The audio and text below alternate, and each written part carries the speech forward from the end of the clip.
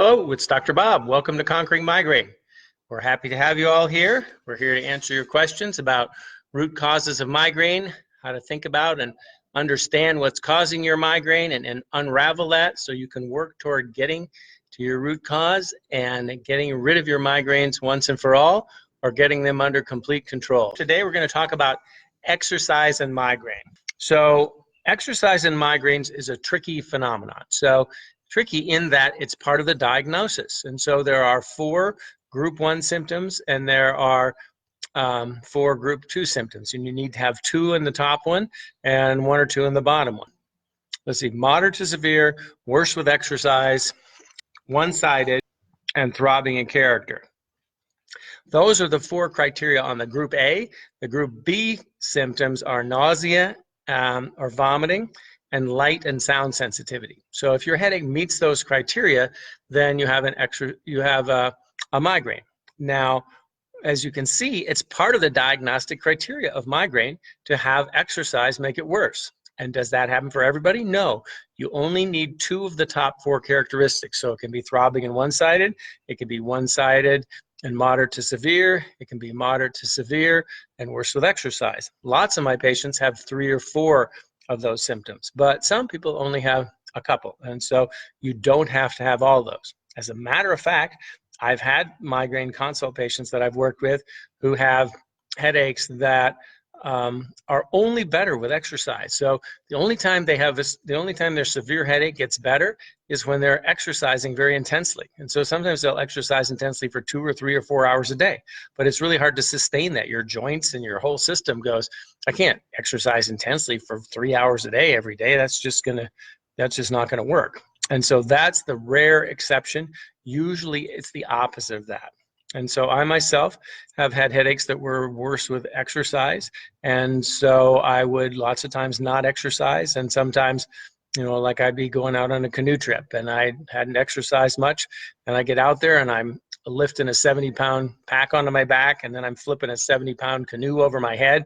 And I'm walking through the swamp for a half a mile or a mile, carrying the canoe through the trees and the slush and the mud to get to the next lake when I was canoeing up in northern Minnesota and southern Canada. So that's pretty intense exertion. And I found between the combination of sometimes going caffeine free when I hadn't gotten around to doing that before I left, or being out in the wind and the sun and the glare off the lakes, that I'm used to being more inside. And the combination of that heavy exercise would sometimes give me a headache the first couple of days I was out. So it was almost like I missed the first couple of days of my vacation until I got accommodated to that. And so exercise has been part of that for me. And also, and I've told you my personal story of how I've had rebound headaches twice. And so when I had rebound headaches twice, it was worse with exertion. So when I'd walk or run up the stairs, my headaches would get worse. And so I stopped playing tennis and stopped doing some intense things like that. Finally, I figured out I need to do something about this. I need to get my headaches better. And so here's the paradox, is exercise in general raises pain thresholds. So if this is where how intense pain is, all the time, and you exercise, then the threshold that it takes to get to pain raises. And so you can do a lot more stuff if you're used to pain and if your body doesn't process pain in the same way. And so processing pain in the same way means just like what you're used to in day-to-day living. But if you're doing lots of exercise and you're bumping and smashing and doing stuff all the time, then your body resets where it feels that. So people with chronic pain, like chronic back pain, chronic joint pain, chronic abdominal pain, chronic migraines, they get a phenomenon where their brain starts to have a lower and lower threshold for pain. And so things that wouldn't have been painful to them a few years ago might be painful to them now. And so that's all part of the equation. So what I did when I had those rebound headaches is at first I would lay low and see if they'd go away for a week or two. Then I get frustrated that I couldn't do as much stuff as I wanted to. Then I quit the medicines that were causing me the rebound headache. And then I gradually start exercising again, even though it caused me headaches. And so I wouldn't do super intense exercise. I wasn't like, jogging 5 miles out in the snow and the ice in Minnesota.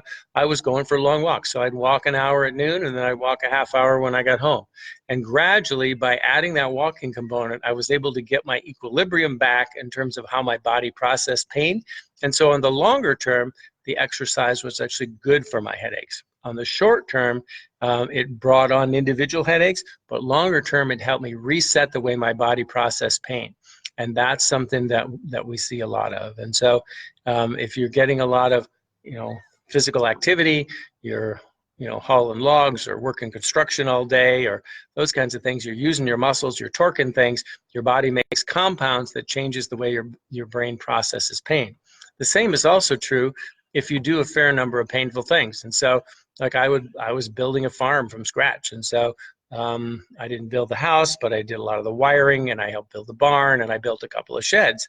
And so one time I was at my dentist, and my dentist said, gee, does this hurt what I'm doing? I go, well, it's no worse than smashing your thumb with a hammer. And she went, oh my goodness, oh my goodness. And I said, yeah, that's like something I do all the time. I'm building a farm from scratch. And so you're putting up fences, you're stretching barbed wire, you're hauling brush, you're chainsawing things that snap back in your face. And so after a while, your body stops processing pain as intensely. So that's one of the things, just experiencing sort of bumps and the things that come your way in life if you're doing more intense stuff. And then the other thing is just exercise itself will help reset your pain thresholds. And so I think that sort of sums up the whole exercise and migraine thing, is that exercise is part of the diagnosis of migraine. There are separate exertional headaches that overlap migraine, and there are specific things to do about them, both in terms of medicines and other approaches. And then exercise is a treatment for migraine, but it's a treatment for back pain and joint pain and abdominal pain and pain in general, because it undoes the phenomenon of central sensitization, where your brain takes more and more normal sensations and interprets them as pain, or the threshold where you fire off pain signals and interpret them as pain gets lower and lower when you're not exercising. So to raise that threshold so you're less likely to feel pain sensations and just more feel the sensations, I think is a really good goal. And we wish you the best in conquering your migraines, and we're here to help you find your root causes so you can do that and help you to understand all the pieces of the puzzle, like exercise, that fit into migraine. And this one's an especially tricky one because it's both a cause and a treatment. So I hope we gave you some insights into that today. We wish you the best, and please keep in touch. Be well.